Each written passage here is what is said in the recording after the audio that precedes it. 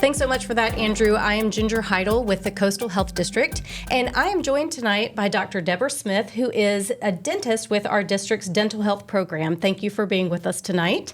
And let's talk about how early oral health should begin. I think it's going to be earlier than a lot of people think. When should parents think about starting to get their kid in to see a dentist?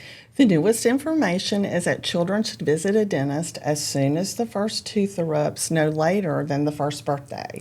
Wow. So if you've got a child who's 7 months old and that first tooth starts to come in, then the advice is to go ahead and check with your dentist now, right? Absolutely. Most parents don't realize, too, that as soon as that first tooth erupts, they should begin brushing that tooth. Water is recommended until a child is 1 year old. At the age of 1 year, fluoride toothpaste can be used, but only a dot the size of 1 grain of rice. Parents should also begin flossing teeth as soon as 2 teeth erupt. Wow, so if you've got 2 teeth next to each other, then Absolutely. That's when the flossing starts. Okay, so what are some of the risks of delaying dental care until, kindergarten or something like that? Anytime you delay dental care, number one, if there is a cavity, it can get larger. This can cause pain for a child, which can affect their growth and development because they cannot eat properly, and it may affect their speech. So everyone from the age of 1 year to 100 years needs to visit their dentist twice a year. This dental decay can be prevented.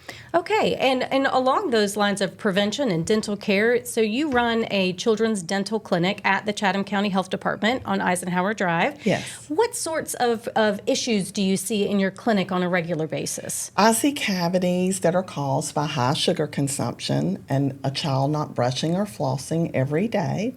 I see 1-year-olds with cavities. Anytime a child goes to sleep with a bottle or cup in their mouth, it causes an acidic environment and 100% will decay their teeth. So no cups, no sippy cups, no bottles in the bed. I see sports injuries where children are hit in the mouth, teens are hit in the mouth. Mouth guards should always be worn when children are playing sports. I also see damage from vaping and tobacco use. Vaping is not safe, nor is tobacco. It can damage the mouth and teeth. A lot of people think about that in regards to lungs, but you've got the whole mouth and teeth and throat, and there are a lot of things that go into play when you're looking at those substances. So thank you for that reminder. And take us back to the basics of brushing and flossing, how often we should be doing that. Both children and we need to be setting a good example as grown-ups as well. Yes, everyone should brush their teeth twice a day at least with a soft bristle toothbrush and fluoride toothpaste. Everyone should floss every day. I believe parents should help children with brushing and flossing until they're 10 or 11 years old.